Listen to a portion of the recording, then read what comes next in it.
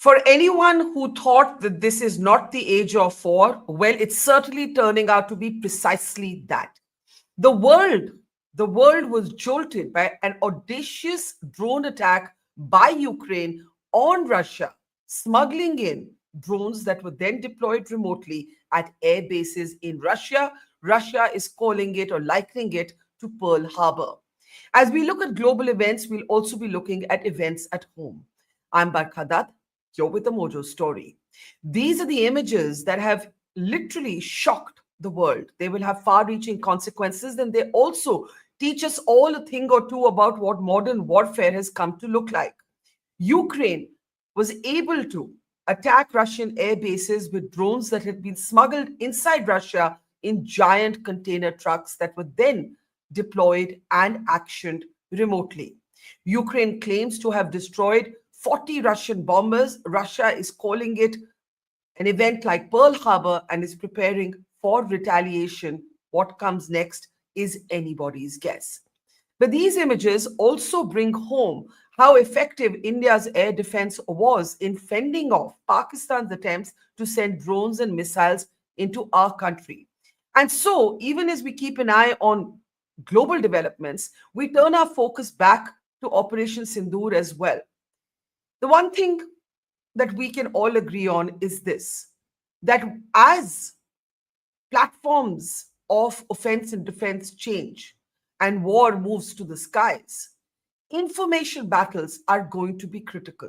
PSYOPs has long been at the center of military conversations, but never before has the information battle also mattered as much.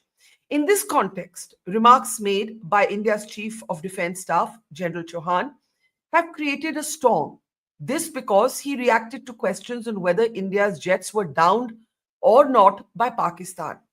I would like to say that for those who believe that General Chauhan said this for the first time, that is incorrect. During the military briefings, Air Marshal Bharti is on record in response to this very question. It's a combat. Losses will take place, but all our pilots have come home. General Chauhan also took a similar line, but added that any tactical mistakes that had been made in the beginning were rectified and remedied to hit Pakistan back with a winning force. But his comments have created somewhat of a storm. His comments have divided opinion on social media, in media platforms, and also, of course, led to the opposition now asking for a Kargil-type internal inquiry committee. A lot to talk about as we look at the changing nature of war and what information battles have to do with whether battles are won or lost. Let me introduce our very distinguished panelists today as we look at why General Chauhan's comments should create the kind of storm that they have. General Atta Hasnain, former General Officer Commanding of the 15th Corps, is with us. Good to see you, sir. Air Marshal Sunil Nadotkar is back with us. Many of you wanted to hear his comments on the weekend and couldn't because his network was weak, and we're hoping that he's able to convey his point across effectively this time. And also joining us is Srimay Talukdar. He's, of course, with the First Post, the Deputy Executive Editor there, and has had a string of very, very sharp observations on what General Chauhan said, should have said, should he have said anything at all. A lot to talk about there. Let's get opening comments. General Hasnain, I'll start with you. We're talking on a day when, as I said, what modern warfare looks like. We've all seen it. Look at what's happening, with that Russian attack on, I beg your pardon, Ukrainian attack into Russia. But for us, in our context, what does that tell you? To me, in a layperson sort of way, it tells you, well, Pakistan tried something like this, not literally like this. It tried something like this. Our air defense held. We've got to be constantly vigilant. But the one thing perhaps some people are saying we haven't learned is to be cleverer than we are in how we speak.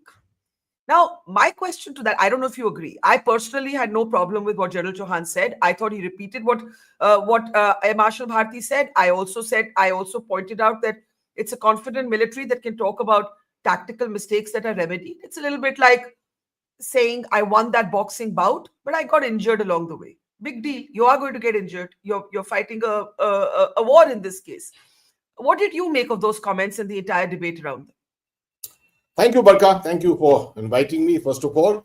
There are two aspects to your question. The first, of course, relates to the whole issue of the sudden innovation that we are looking at. Of course, this innovation goes back to the 90s and even before that.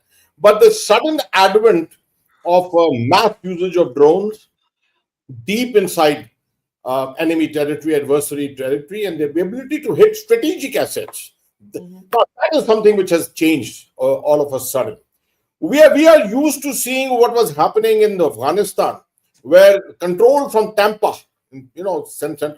from Florida, was being carried out. Lots of American lady pilots were actually piloting these drones and using them very, very effectively in Afghanistan. But all these drones were then taking off primarily from Pakistani bases, from Peshawar and places like that. Here you find something very strange, that is smuggled in, infiltrated equipment, gone in containers perhaps, or whatever, in whatever ways, put together at various air bases at certain places and launched from there at to great distances, as much as deep into Siberia and places like that. That obviously now opens up one fact: flanks and fronts, as we've always said, flanks and fronts. In this kind of warfare get completely diffused, right? Otherwise, in conventional battles, you're aware, you're looking at territory, you're looking at your front, you're looking at your flanks. Here, every direction, the threat comes from any and every direction. And what I fear most in the context of this usage of this in the Ukraine-Russian context, as far as our usage is concerned here, I fear the possibility of getting this into the asymmetric and that is a dangerous thing. Can we translate that more simply? You're saying tomorrow terrorists could use drones. Yeah, that is what I'm trying to say. You see, the conventional mode, what Pakistan did, our air defense systems, integrated air defense systems, could manage to sort of look after, ward off to an extent. Not that is going to be something permanent, because this is now going to be a battle between technologies, between air defense technologies and offensive usage of drones, which will continue, as always happens in air power, and the Air Marshal will probably tell you much more about it. But the aspect of usage in the asymmetric, and that is particularly the usage by terrorists, small drones, medium-sized drones, smuggled into a particular area, handheld, and then taken and launched into a headquarter, into a gun area.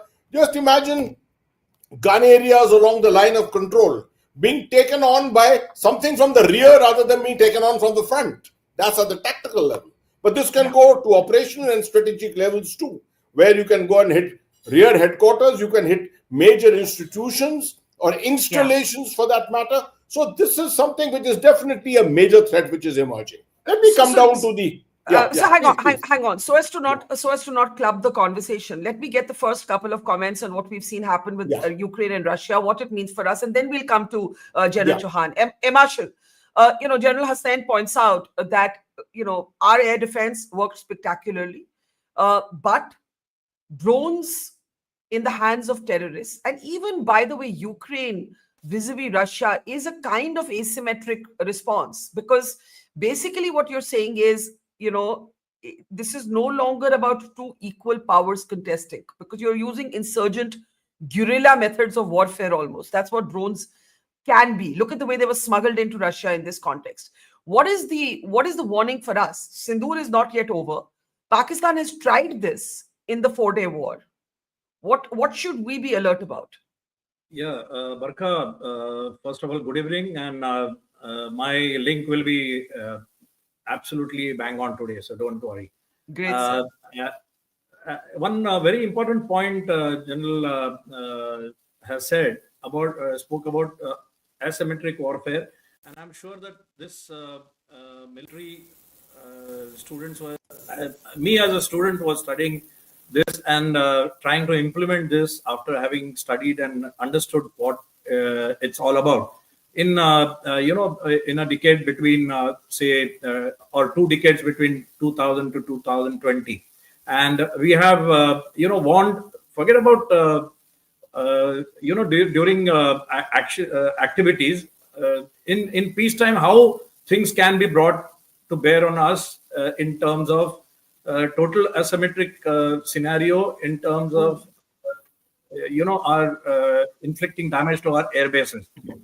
And there have been certain examples in the recent past where the drones have gone and they were shot down close to air bases. So this aspect has already come into our scheme of things. I'm sure that the present lot who is sitting in air headquarters, and they have absolutely taken care of these aspects. Now, coming to the expanse of what it can do is from small drone just coming very close to our VAVP or deployment, military deployments, air bases, our critical targets that we speak about, to what has happened in Russia. The containers getting into the country and launching the aircraft. Today you have drones which can, not one drone, up to 8 drones can be launched, which are carrying warheads, okay, from a container, and it can be controlled from that setup. So that means 8 flying weapons you can control very, very precisely, the way Ukrainians have controlled this. So that is a threat that we are talking about. And to counter this threat, you have to stay couple of steps ahead. I won't say a step ahead, because couple of steps ahead. That means you should have, you have to, given that these drones have been, or these weapons have been smuggled or launched onto targets in your territory. That means you have to have now detection system, tracking systems to these things, and identification as to what kind of object is flying near you. And then you should have a capability either to do a soft kill or a hard kill. Now this is a live scenario. This, as we speak, it is deployed somewhere. Our air bases, you said that Op Sindoor is still, it's a pause as per what we understand as of now. So as we speak, these systems are deployed on our around our VLVPs, our airfield. So it's actually a reality in our context too. Yeah, I think that's very important to understand that, while our air defenses worked spectacularly in the 4-day war, both Shimoy, both General Hassan and Air Marshal Nanotkar are pointing out that this is not a distant scenario. This is something that is close to home. We saw our cities, the skies in blackouts, basically witness these drone wars. Our air defense spectacularly held. But tomorrow, the adversary could change their approach. So just a comment or a quick take from you on this. Those are images from those 4 days. Your take before we shift gears and move to General Chauhan. Actually, I later came to know that there were 4 container trucks that were deployed by Ukraine, and only 3 of those trucks managed to, send the drones, unleash the drones onto the Russian air bases. And one of the trucks were actually malfunctioned, and it self detonated. The point I'm trying to make is that it is so easy for a country like India, which has a long porous border with so many countries and hostile adversaries at that. It is so easy for any bad faith actor or a malcontent to smuggle trucks inside the country. And these are actually, the ingenuity of the attack was everything. It was not as if it was something which it took 1.5 years to plan, but it mostly went in how those things can be smuggled. Once it was inside, not even S-400 could stop it. So the ingenuity of the plan is actually in smuggling those drones inside the border. So this, I think, presents to us a unique challenge, and a challenge which has to be met. I'm sure the government will be on top of it, but it scares me, because then it opens a lot of possibilities for non-state actors and terrorists to exploit. And even with the best of our air defense, layered air defense system, you will not be able to stave off these drones which are kamikaze FPV cheap thing. They'll just go and self-immolate itself on a strategic asset. So it is very concerning, and I'm sure that the government will be looking at this possibility very closely, especially given our problems with terrorism. Absolutely. So I think what all 3 of you have pointed out in your own articulate way is the same point, that especially from terrorists in a proxy war, non-state actors. General said you wanted to come in. I was going to shift gear to General Chauhan's comments, but let's bring I you don't in. want to disturb your chain of thought, Barkha, but I thought I must just intercede by telling you that we've had a similar experience of anti-aircraft missiles. There was in 1999 a piece of intelligence which always told us that some anti-aircraft missiles have been smuggled into the valley, into Jammu sector, and that at some time helicopters are going to be targeted. In the better part of 26 years, this has not happened. I remember we had high flying, low flying, all kinds of modes that helicopters were using at that time. But despite fairly accurate intelligence at that time, we were told this somehow never happened. So I thought we just may like to keep that in mind. No, fair enough. But I think we live in utterly strange times. I don't think any of us 20 years ago would have prophesized a war between India and Pakistan, which was taking place over, densely populated cities with the skies turning into a battlefield. And I think what's scary or worrying, and again, not to cause any alarm, but to recognize it as a challenge, is what all three of you have pointed out, that this technology can fall into hands of those who can be denied, by states. That's what Pakistan has always done. It has disassociated itself from the acts of terrorists, which is what Operation Sindoor sought to change, that we will no longer accept this distinction. Now, talking about Operation Sindoor, a key part of modern warfare. We've spoken about the platforms, drones, missiles. What about information warfare? And this has become a big debate after General Chauhan's comments to Bloomberg, to Reuters in Singapore. I want to start by actually just reminding anybody who hasn't seen it to playing out just that little clip to Bloomberg on whether Indian jets were downed or not.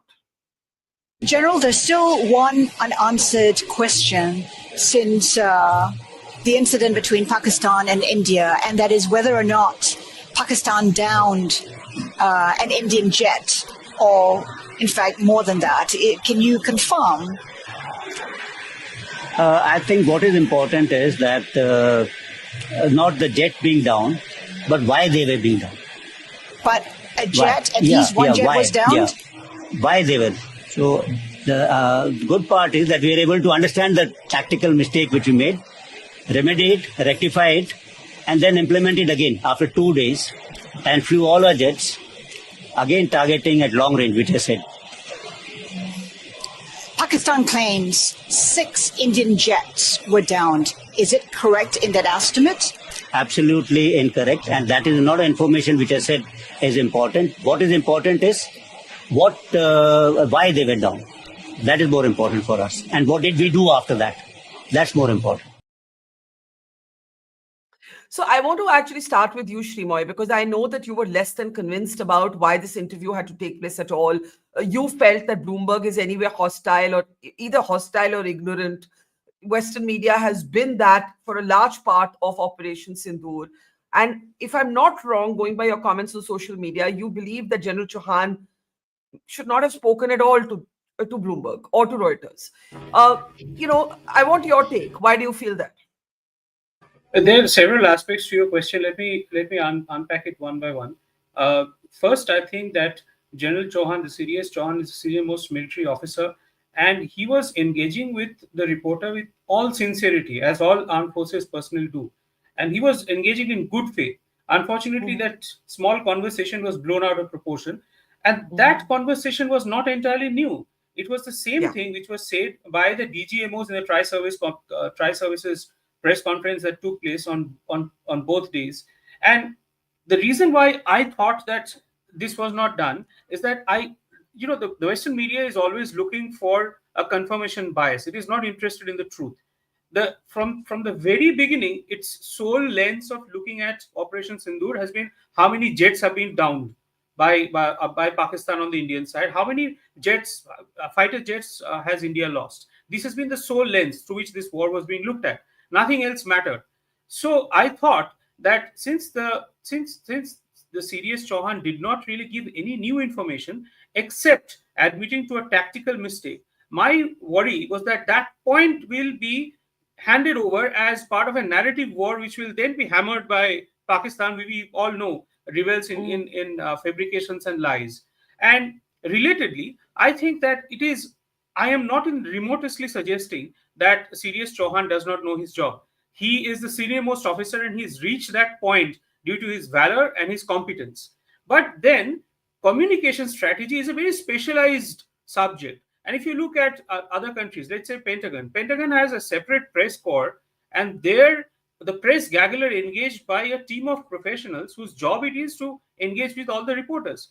And you'll notice that this new Trump administration is quite hostile to the media centers which it considers to be hostile to it.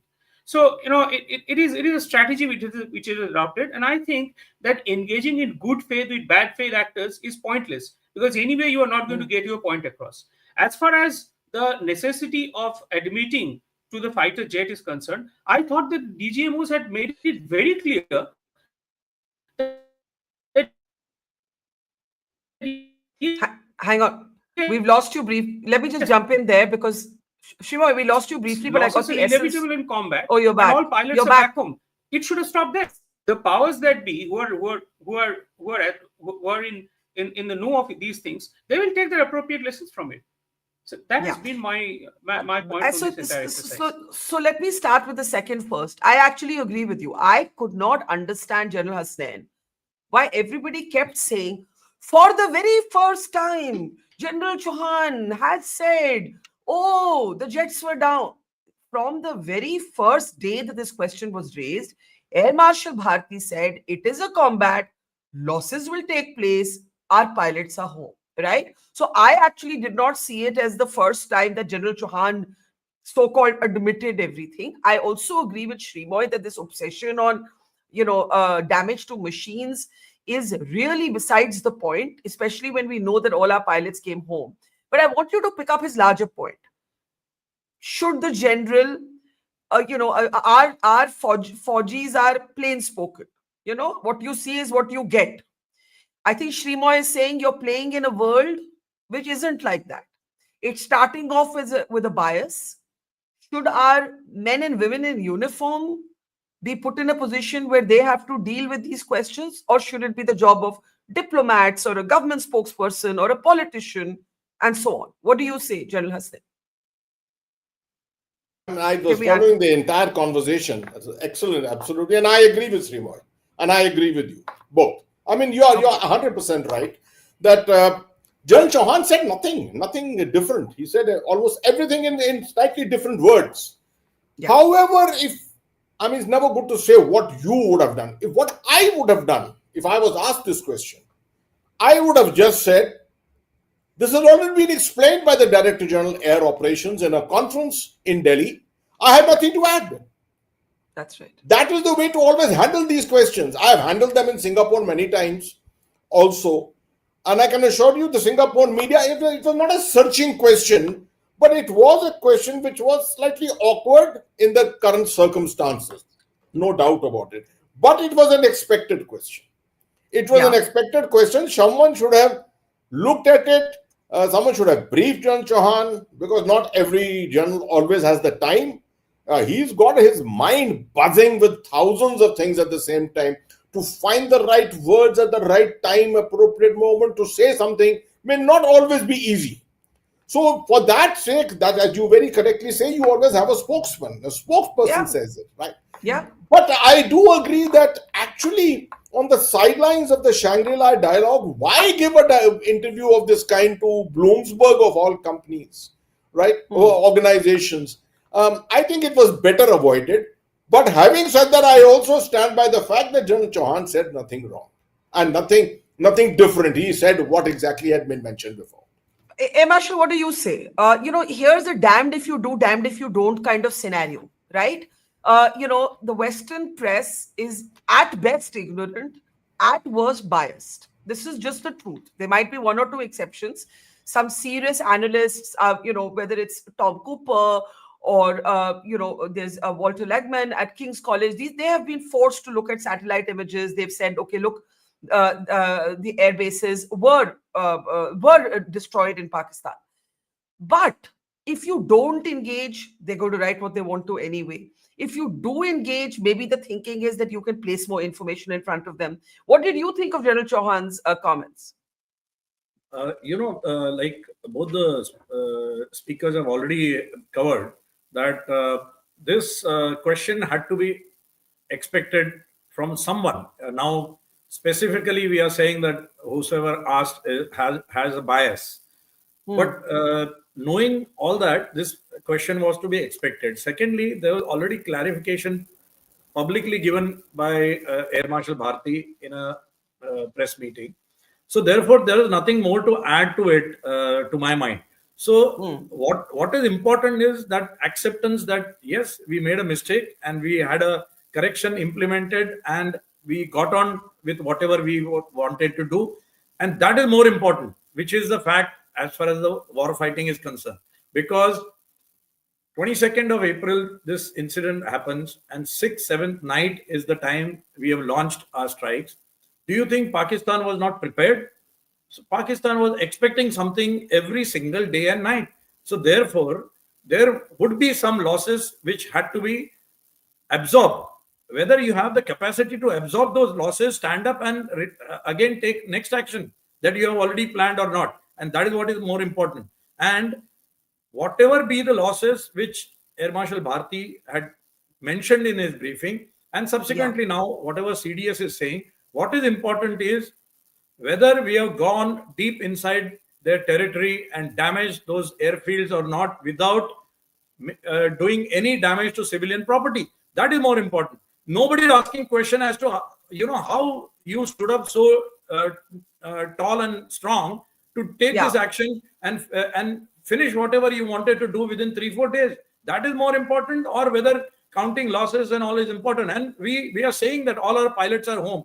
Secondly, whatever studies are happening in Western media and in Pakistan, I heard somebody giving service numbers of the pilot and what is his bed number in the hospital. That is amazing. I mean, what are you? You put a GPS trackers on those and you're monitoring with cameras behind those pilots. What are you doing? And for what? Pilots are home. Our air headquarters are declared. Our CDS is saying, what are you even talking about? Let's come back. Let's come back to how this could have been handled in an alternate universe. General Hassan, you wanted to come in, but I want to just quote just one sentence. I was interviewing this King's College professor called Walter Ladwig, and he has, I would say, a relatively nuanced essay on the operation. Now, one of the things he said was that even more impressive than the reach of Operation Sindoor was the restraint India showed on the first day. And one of the things that he actually said was that India's pilots took great operational risk. This is his sentence. India's pilots took great operational risk to maintain this restraint on the first day. Now, it could be that this is the tactical mistake that General Chauhan is talking about. We don't know. We don't need to know.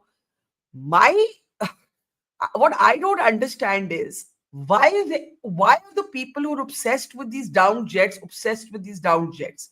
How does it matter in the big picture? Question one. Question two.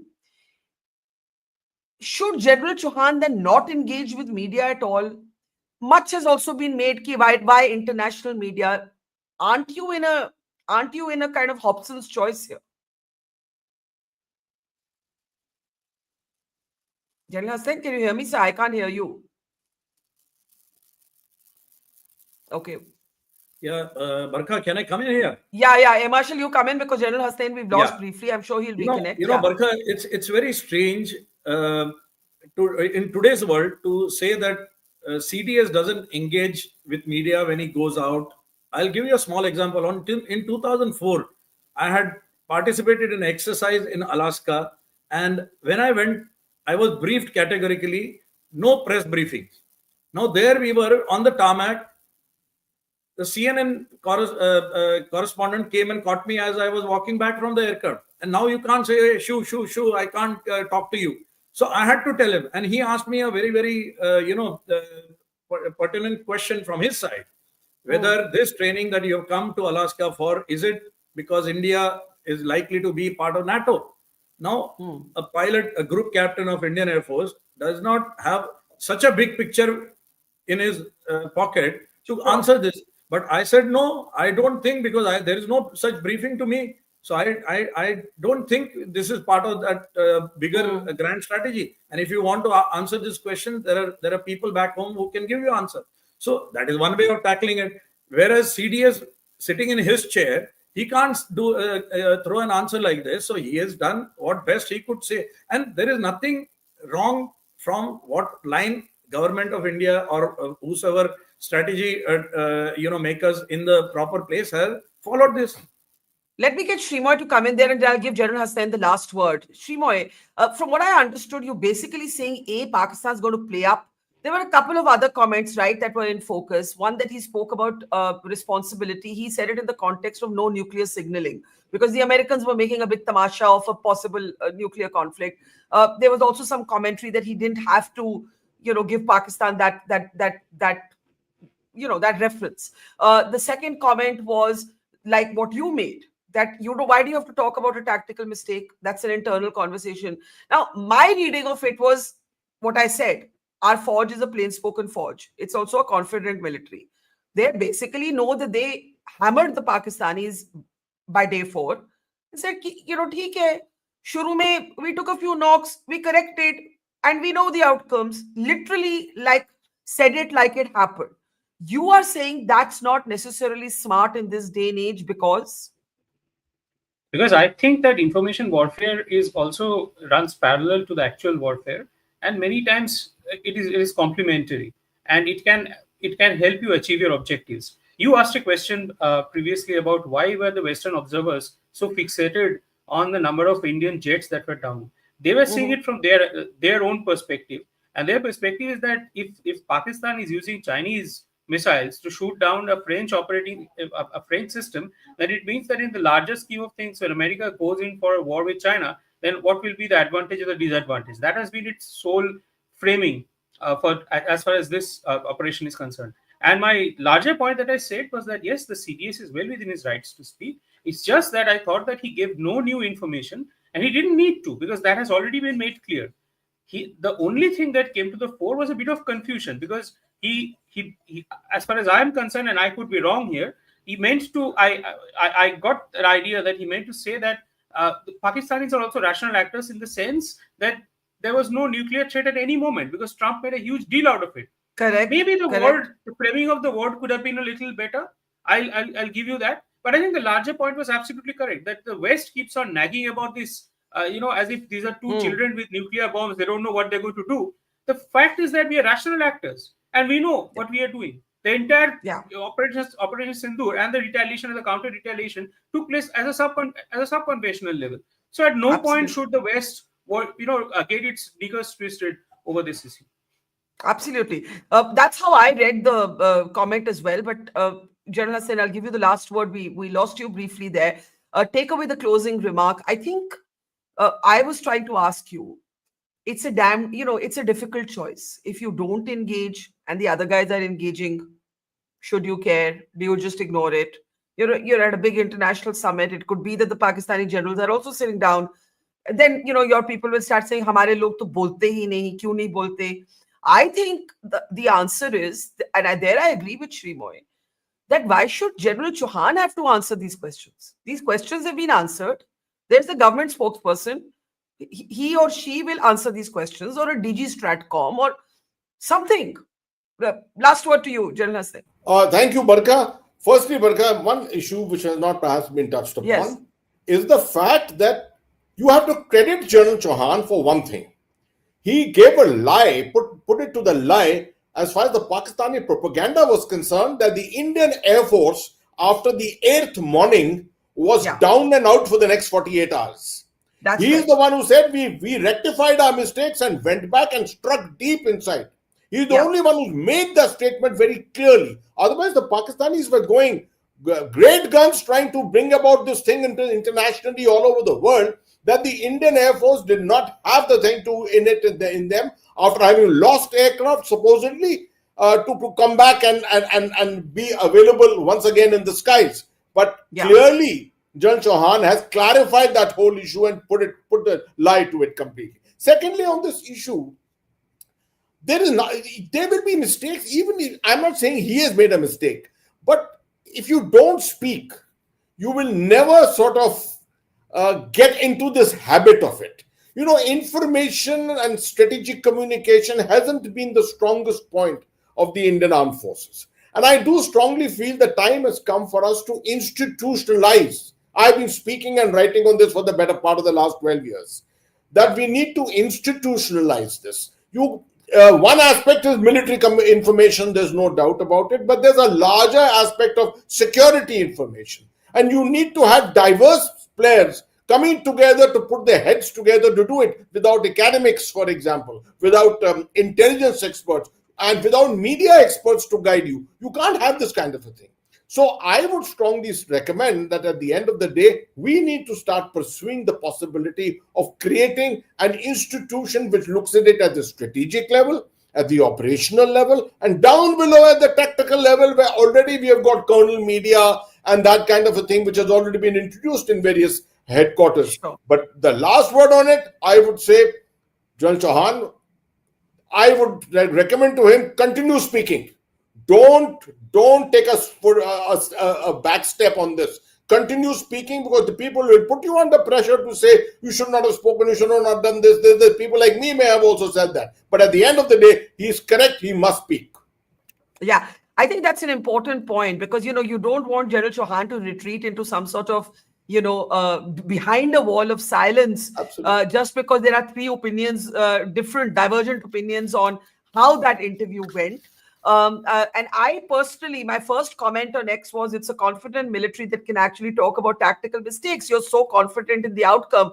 I do take Srimoy's point, though, about Pakistani propaganda and Western bias. I think we've all seen it very closely in the last fortnight or so. That said, General Chauhan showed that he was willing to take on any question head on. And that's what it's all about.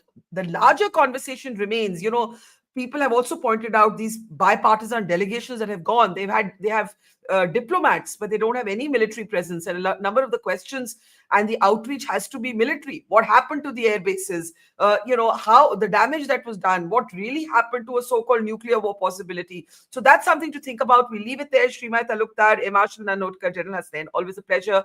To our audience, thank you and see you soon. It's great to see you here. Thank you for watching our work. If you haven't subscribed yet, don't forget to click the bell icon and subscribe to Mojo Story and support independent, robust journalism.